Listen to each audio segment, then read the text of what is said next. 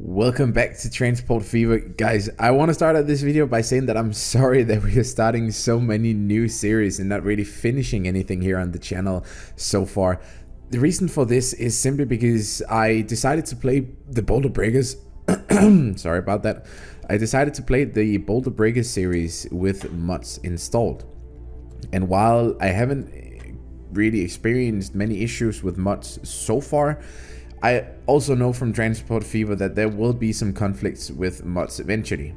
And sadly, that actually ended up happening to the Boulder Breakers playthrough here the other day. I cannot log in, or I cannot load it anymore because someone took down a track mod that he uploaded, and that track mod is no longer traceable, sadly. So until I figure a way to fix Boulder Breakers, and I am working on that because I definitely liked the playthrough and I think it was a great playthrough, so I am a bit sad about losing that one. But until I can actually fix that, there is no more Boulder Breakers.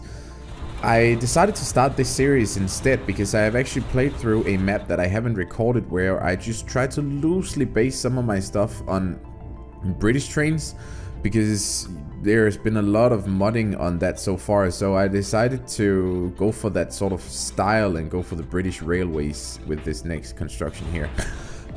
So I loaded up a British map, and I'm gonna try to see what we can do with this instead.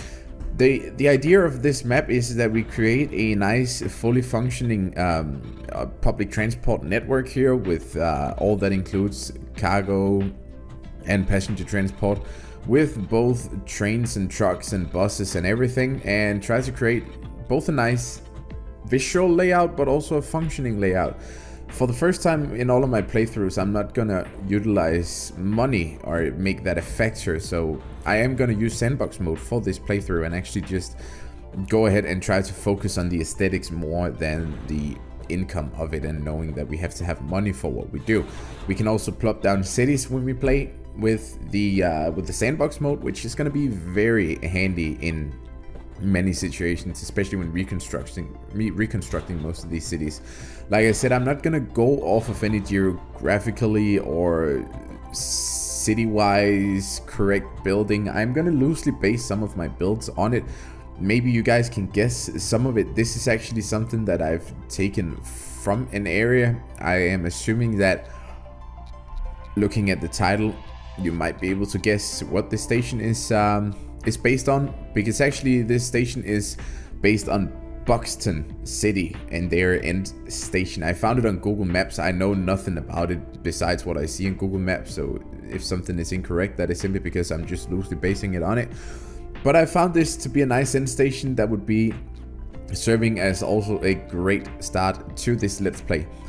And talking about the amount of what do you say, episodes that we get to play before this breaks, I've already recorded the first 5, so at least there will be quite a lot of material on it, and I've created so much stuff that I am so excited to show you guys, and I really cannot wait till these episodes release.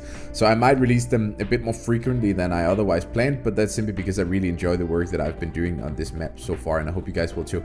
If you are a part of the Reddit community and the Transport Fever 2 community in there, then you might have seen some of the work that I've been doing, because I've actually spoiled quite a lot of it in there and just posted some artistic screenshots of most of the stuff that I have been doing.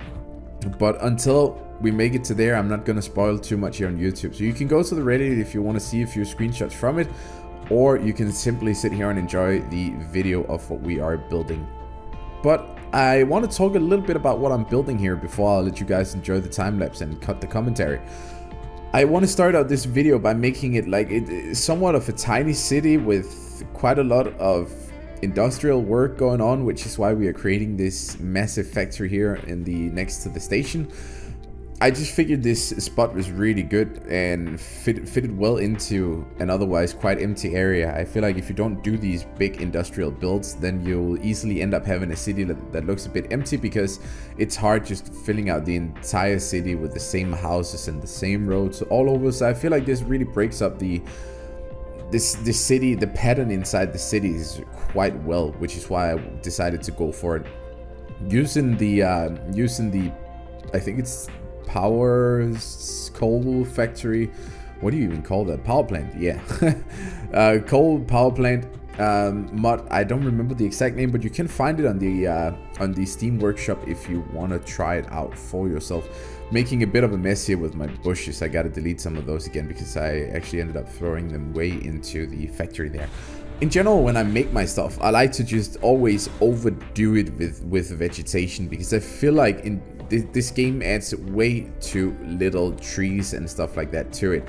I know it's performance-wise that they are actually making these considerations to why they don't do it, but I'm hoping that my system can handle it. Spoiler alert, it cannot really. I'm already getting quite a lot of lag on this map because the TPF engine is not really optimized for very artistic builds with a lot of utilities on it and a lot of vegetation and mods and stuff like that. But I feel like we got through it quite all right nevertheless. The reason that I'm hooking up this line right here is because I have a plan that I want like 2 massive stone plants and coal plants to be connected via that line right there, and then have those sort of shipped down through our main line as well, just to add some variation to what we see running from it. And again, that's purely from an artistic point of view and nothing else. And then besides that, I also wanted on the outskirts of the city, I wanted a nice little transportation hub to be, or you know, a rail yard, or call them whatever you want. But I knew that I wanted something out here that would add, again, some variety to it. Also, if you're going down for a ride on through this main line here, you want some scenery to take place, and you want something to happen as you go down, something that you can look at. And that's a nice way of doing it, to just add these rail yards every once in a while. And then I try to hook it up to make it look like sort of a workshop where the rail company stores some of their goods and some of their obsolete trains, something that needs repairing, some ballast for the tracks and all that stuff. I tried to add that in as detail on the railway hub down there. And then I had this idea that I wanted to connect both sides in order to, again, just make it look a bit more scenic. So I run out the tracks here, and I add some space into it so that when we add a bridge, it looks a bit more natural, the bridge. And that's why I lift all of the ground here in order to make the bridge just come in a bit more naturally, as you can see here. What I wanted to do here is sort of these outskirts of the city. I wanted to create farmland out here for the city and try to see how much, you know, we could fill out these surroundings. And there we go with the bridge, but just how much we can actually fill out the surroundings of the city to make it as wholesome as possible. And I ended up actually making quite a lot of farmland around it, and I'm planning to do even more. I just simply haven't done it for this playthrough as of right now. Again, connecting a lot of roads here to our rail yard, just to make it look a bit more realistic so that you can actually get to it. That's always nice. And then we end up shielding it in with a lot of trees and fences and all that stuff. And yeah, there's nothing really much more to say about this time lapse. So for those of you guys who enjoy just watching this with some good music, this one is for you. I'm gonna cut the commentary here and just let you enjoy the rest of the playthrough.